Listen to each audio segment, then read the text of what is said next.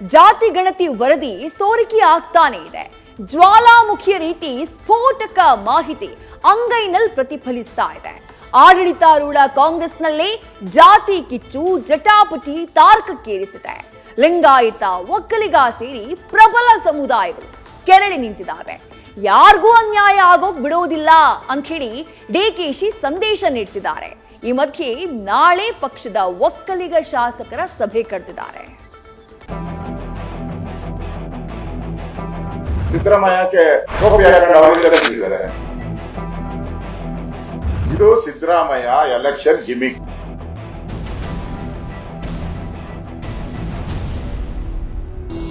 ಜೇನುಗೂಡಿನಂತಿರುವ ಜಾತಿ ಗಣತಿ ವರದಿಗೆ ಸಿದ್ದು ಕಲ್ಲೆಸೆದಿದ್ದಾರೆ. ಕಚ್ಚುವ ನೊಣಕ್ಕಿಂತ ಹೀರುವ ಸಿಹಿ ಅನುಭವಿಸೋ ಲೆಕ್ಕಾಚಾರ ಸಿದ್ದರಾಮಯ್ಯ ಹೊಂದಿದ್ದಾರೆ. ಸಂಪುಟದಲ್ಲಿ ವರದಿ ಮಂಡಿಸಿ ತನ್ನದೇ ಪಕ್ಷದೊಳಗೆ ಬಲಿಷ್ಠ ಜಾತಿಗಳ ಜೊತೆ ಸಿದ್ದು ಜಟಾಪಟಿಗೆ ಇಳಿದಿದ್ದಾರೆ. ಹಿಂದುಳಿದ ವರ್ಗ ಆಯೋಗದ ವರದಿ ಅನುಷ್ಠಾನ ವಿಚಾರದಲ್ಲಿ ಸಾಲು ಸಾಲು ಸವಾಲುಗಳು ಸಿದ್ದರಾಮಯ್ಯರ ಹೆಗಲೇರಿದೆ.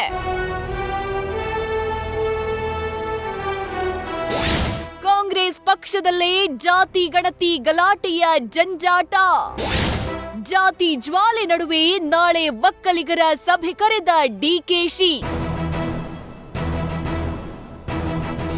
ಜಾತಿ ಜನಗಣತಿ ವಿರುದ್ಧ ಒಕ್ಕಲಿಗ ಸಮುದಾಯ ತೀವ್ರ ಅಸಮಾಧಾನ ಹೊರಹಾಕ್ತಿದೆ. ಜ್ವಾಲಾಮುಖಿಯಾಗೋ ಮುನ್ನವೇ ಎಚ್ಚೆತ್ತ ಡಿಕೆಶಿ ದಿಢೀರ್ ಒಕ್ಕಲಿಗ ಶಾಸಕರ ಸಭೆ ಕರೆದಿದ್ದಾರೆ. ನಾಳೆ ದಿಢೀರ್ ಶಾಸಕರ ಸಭೆ ಕರೆದ ಡಿಸಿಎಂ ಡಿಕೆ ಶಿವಕುಮಾರ್ ಕಾಂಗ್ರೆಸ್ನ ಒಕ್ಕಲಿಗ ಶಾಸಕರನ್ನ ಮಾತ್ರ ಆಹ್ವಾನಿಸಿದ್ದಾರೆ. ಶಿವಾನಂದ ವೃತ್ತದ ಸರ್ಕಾರಿ ನಿವಾಸದಲ್ಲಿ ಈ ಸಭೆ ನಡೆಯಲಿದೆ. ಸಭೆಯಲ್ಲಿ ಶಾಸಕರ ಅಭಿಪ್ರಾಯ ಆಲಿಸಲಿದ್ದಾರೆ.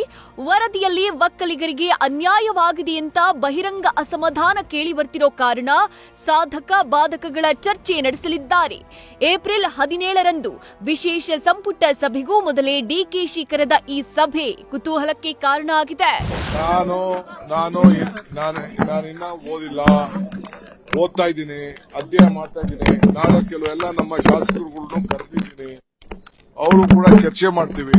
ಚರ್ಚೆ ಮಾಡಿ ಎಲ್ಲರ ಗೌರವನ ಯಾವ ರೀತಿ ನಾವು ಕಾಪಾಡಬೇಕು, ಯಾರು ಆ ರೀತಿ ನಾವು ಏನು ಸಲಹೆ ಕೊಡಬೇಕು, ಮುಂದಕ್ಕೆ ನಾವಿನ್ನ ಅಧ್ಯಯನ ಆಗಿಲ್ಲ ಅಂತ ಹೇಳಿ ನಾನು ಕೆಲವನ್ನೆಲ್ಲ ಕರೆದು ಒಪಿನಿಯನ್ ತೆಗೆದುಕೊಳ್ತೀನಿ, ಆಮೇಲೆ ಮಾತಾಡ್ತೀನಿ.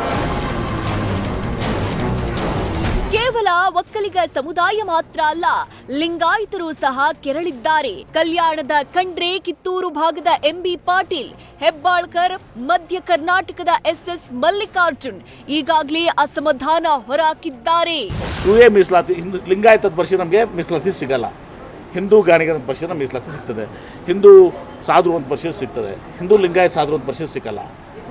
ಏನ್ರಿ ಹಿಂದೂ ಬಣಿಜಿಗರ ಬರೆದ್ರೆ ಸಿಗಲ್ಲ. ಅವ್ರದಕ್ಕೆ ನಮ್ದೇನೋ ಆಪ್ಷನ್ ಇಲ್ಲ. ನಮ್ಮದು ಇವತ್ತು ದಿವಸ ಜನಸಂಖ್ಯೆ ಏನಿದೆಲ್ಲ ಇದು ಮೋರ್ ದೆನ್ 1 crore ದಾಟ್ತದೆ.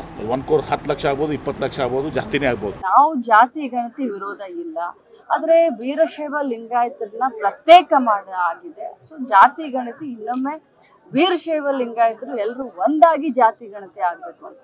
ಯಾಕಂತಂದ್ರೆ 20 ವರ್ಷದ ಹಿಂದೆ ಇದ್ದಂತ ಜಾತಿ ಗಣತಿ, ಈಗಿನ ಜಾತಿ ಗಣತಿ, ಶೈವ ಲಿಂಗಾಯತರನ್ನು ಅದೇ ಪ್ರಕಾರ ಹೆಚ್ಚಾಗಿರ್ತಾರೆ. ಈ ಜಾತಿ ಜಟಾಪಟಿ ನಡುವೆ ಸಿಎಂ ಸಿದ್ದರಾಮಯ್ಯ ಮಾತ್ರ ಏಪ್ರಿಲ್ 17ಕ್ಕೆ ಸಭೆ ಇದೆ, ಅಲ್ಲಿ ಚರ್ಚೆ ಬಳಿಕ ಮಾತನಾಡ್ತೀನಿ ಅಂತ ಕೂಲ್ ಆಗಿ ರಿಯಾಕ್ಟ್ ಮಾಡಿದ್ರು.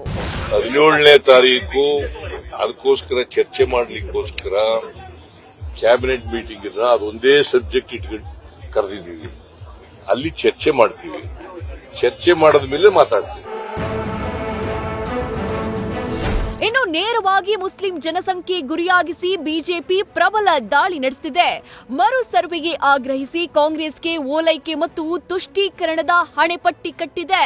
ಅವರೇ ಎಲ್ಲರಿಗಿಂತ ಜಾಸ್ತಿ ಇದ್ಮೇಲೆ ಮೈನಾರಿಟಿ ಸ್ಟೇಟಸ್ ಯಾಕೆ ಕೊಡಬೇಕು? ಸಿದ್ದರಾಮಯ್ಯಕ್ಕೆ ಟೋಪಿ ಹಾಕೊಂಡು ಅವರಿಂದ ಬಿದ್ದಿದ್ದಾರೆ. ಇದು ಸಿದ್ದರಾಮಯ್ಯ ಎಲೆಕ್ಷನ್ ಗಿಮಿಕ್.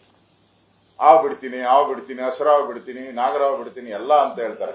ನೋಡಿ, ಬರದ್ ಮಾಡ್ಕೊಳ್ಳಿ. ನೆಕ್ಸ್ಟ್ ಕ್ಯಾಬಿನೆಟ್ ಅಲ್ಲಿ ಇದಕ್ಕೊಂದು ಸಬ್ ಕಮಿಟಿ ನೇಮಕ ಮಾಡಿದ್ದೀನಿ, ಅವ್ರು ತೀರ್ಮಾನ ಮಾಡ್ತಾರೆ ಅಂತ ಡಿ.ಕೆ. ಶಿವಕುಮಾರ್ ನೇತೃತ್ವ ಮಾಡ್ಬಿಟ್ಟು ಅನ್ಸೈಂಟಿಫಿಕ್ ಅಂಡ್ ಔಟ್ಡೇಟೆಡ್ ರಿಪೋರ್ಟ್ ಏನಿದೆ ಇವತ್ತು, ಅದನ್ನ ಇವ್ರು ಕಸದ ಬುಟ್ಟಿಗೆ ಹಾಕ್ಬೇಕು ರಾಜ್ಯದ ಮುಖ್ಯಮಂತ್ರಿಗಳು.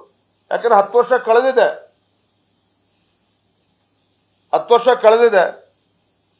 ಆಗ 10 ವರ್ಷಕ್ಕೊಂದ್ಸಲ ಮತ್ತೆ ರೀಸರ್ವೆ ಮಾಡಲೇಬೇಕಾಗತ್ತೆ ಇವರು. ಬಿಜೆಪಿಯ ಈ ಹೇಳಿಕೆಗೆ ಮುಸ್ಲಿಂ ಶಾಸಕರು ತಿರುಗೇಟು ಕೊಡ್ತಿದ್ದಾರೆ. ಅಭಿವೃದ್ಧಿಗೆ ಬಿಜೆಪಿಯ ಷಡ್ಯಂತ್ರ ಅಂತ ಶಿವಾಜಿನಗರ ಶಾಸಕ ರಿಜ್ವಾನ್ ಹಿಂದುಳಿದ ವರ್ಗಗಳನ್ನ ಸೇರಿಸಿಕೊಂಡಿದ್ದಾರೆ.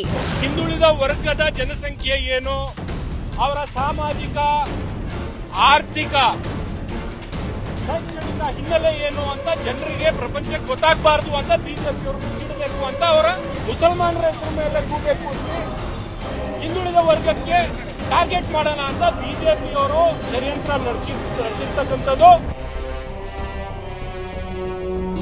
ಒಟ್ಟಾರೆ ಒಂದು ಜಾತಿ ಜನಗಣತಿ ವರದಿ ಇಡೀ ಸಮಾಜವನ್ನೇ ವಿಭಜಿಸಿ ಪರಸ್ಪರ ಸಮರಕ್ಕೆ ನಿಲ್ಲಿಸಿದೆ. ಈ ವರದಿ ಇಡೀ ಶಾಂತಿಯ ತೋಟದಲ್ಲಿ ಅಶಾಂತಿಯ ವಾತಾವರಣ ಸೃಷ್ಟಿ ಮಾಡೋದಂತೂ ಸತ್ಯ. ಮಧುಸೂದನ್ ಜೊತೆ Harish Kakol, political bureau, news first. News first ನಿರ್ಭೀತಿಯಿಂದ ನಿಮ್ಮ ಪರವಾಗಿ.